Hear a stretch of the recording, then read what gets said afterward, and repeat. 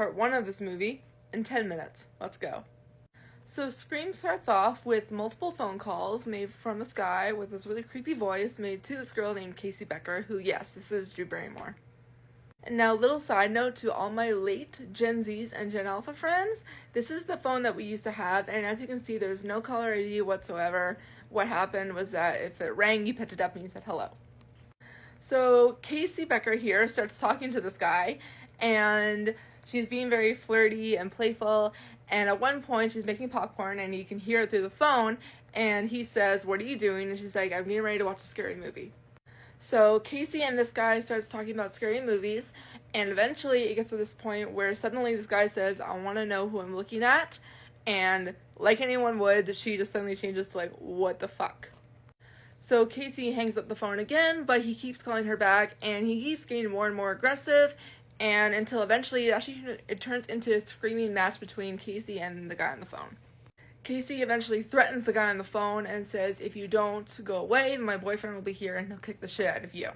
And to which the caller says, "Turn on the patio light." So Casey does as the caller asks, and she sees her boyfriend fucking bound and gagged on the patio outside.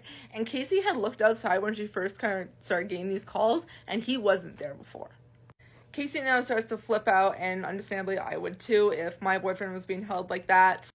And the caller says, "I want to play a game, and if you don't play the game, Steve will die." So kind of trapped now in an impossible position, Casey is finally forced to play this game, which is like a movie trivia game.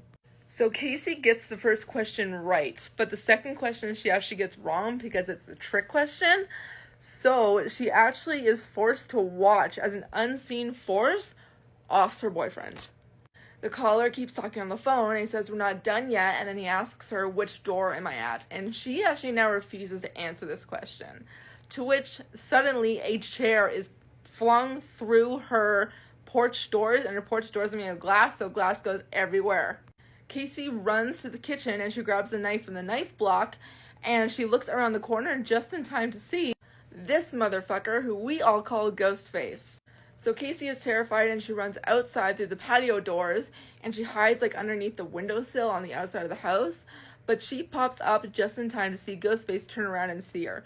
When Ghostface sees her, he reaches through the window and he grabs her, and she's actually able to knock him out using the phone that's still in her hand. This is a cordless phone at this point. Casey at this point looks towards the driveway and sees her parents are like literally just driving up to the house, so she runs around the corner of the house, and Ghostface actually jumps through the window and tackles her.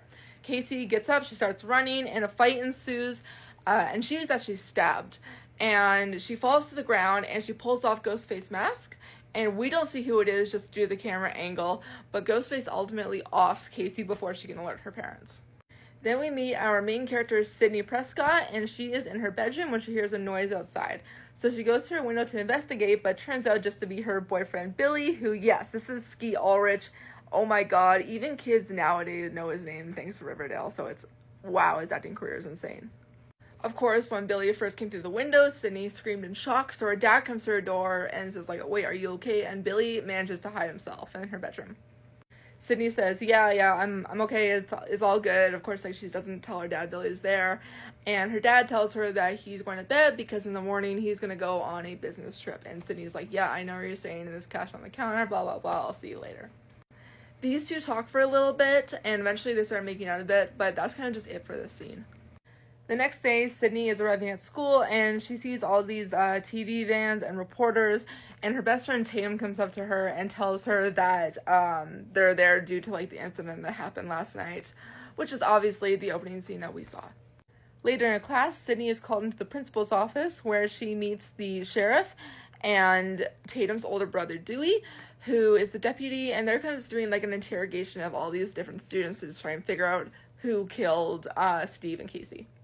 Later we get a scene at lunchtime, obviously, with Sydney with her group of friends. We have Billy, we have Randy, we have Tatum, and we have Tatum's boyfriend Stu, who is actually Matthew Lillard, and it's like, I'm so happy he's in this movie. Oh my god, I love him. Anyway, they're all sitting around the fountain, and they're talking about what they talked about in the principal's office when they all were there.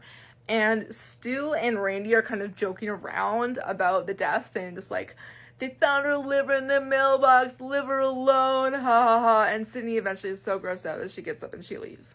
Later we see Sydney coming home off the school bus and she calls Tatum, and Tatum is talking about basically how she's going to pick Sydney up at 7 after cheer practice so Sydney can stay with her since her dad isn't home. So after collecting her overnight stuff, Sydney goes downstairs to the couch where she turns on the TV to like a news station. The news station is open to this woman, Gail Weathers, and yes, for all my Friends fans out there, or fellow Friends fans, this is Courtney Cox. And Gail is basically talking about what happened the night before to Steve and Casey, and then she also links it to what happened a year prior, where she says that Sydney's mom was actually raped and murdered. Sydney now has like heard enough of this, so she turns off the TV and she actually falls asleep on the couch. Sydney wakes up later to the phone ringing, so she picks it up and it's Tatum, and Tatum's like apologizing. She's like, I know it's after 7 and practice ran late. I'll be there soon, I'm sorry.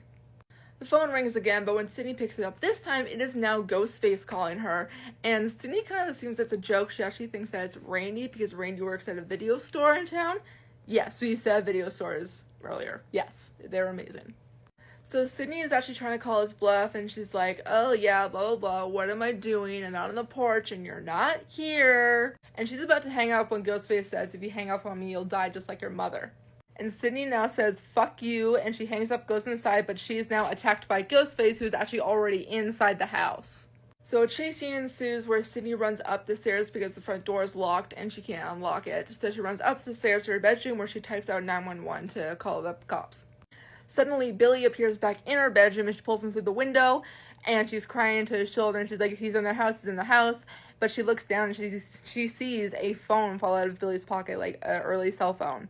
And she's like, oh crap, this is the guy who's been calling me. So she runs out of her bedroom and runs down the stairs and almost actually runs into Dewey, who's literally standing right there. So the cops arrest Billy and they take both him and Sydney to the police station where they interrogate Billy and they talk to Sydney. They try and find Sydney's dad, but they can't find her dad. He's not at the hotel he was staying at. Meanwhile, Gail has heard about what went down in Sydney's house, so she goes to the police station. And when she tries to talk to Sydney, Sydney actually punches her in the face because she's talking about the fact that she wrote a fucking book about Sydney's mom's death, which is just so fucking messed up. So Sydney goes back to Tatum's house and she gets a phone call once again from Ghostface, which now we're thinking is really weird because Billy's in jail, so he can't make this call. The next day, when Sydney and Tatum are at school, Tatum's staying at her locker talking to Stu, and they're like doing a bunch of interactions, and eventually actually two pranksters run down the hall in Ghostface costumes. This freaks Sydney out so much that she runs down the hall to the girls' bathroom, but she literally runs into Billy, who has actually been released now. Now, Billy does reveal to Sydney that he does have proof that he couldn't have made the call because he was in prison, and he actually shows her the fingerprinting ink that's still on his fingers. Sydney is still super overwhelmed, so she runs away from Billy into the bathroom where she is once again attacked by Ghostface. Because of this incident in the bathroom, this actually causes a citywide curfew, and it causes the school to be closed till further notice. Now, Stu is obviously super excited about there being no school, so he invites almost like everyone at school to a party he's throwing at his house, which is like just out of town. The next scene we get is in the principal's office, and he's kind of just like here alone finishing up some work in the school, and when he hears a knock at the doors, so he opens the doors and there's no one there, and he's going around his office looking for like anyone that could have made that noise. And now the principal runs into Ghostface, who actually offs him, which is kind of good actually because the principal is kind of a dick.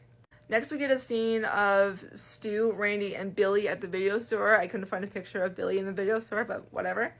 And Randy is actually confessing that he has a crush on Sydney, and they actually come up with the theory that maybe Sydney's dad is the killer. Maybe Neil Prescott is the killer because he hasn't been able to be found by anybody. So Sydney and Tatum arrive at Stu's house when the party is in full swing, and after a little bit, Stu tells Tatum to go into the garage and get some more beer, which she does. And suddenly the doorbell rings, and when Stu opens the door, it is Dewey, and he is actually with Gail, who they're starting to flirt a little bit now. And Dewey is kind of there to keep an eye on things, and is like, hopefully nothing happens. Those two come into the party, and Gail actually stashes like a handheld video camera in the house so she can see it and capture it for a news story, possibly.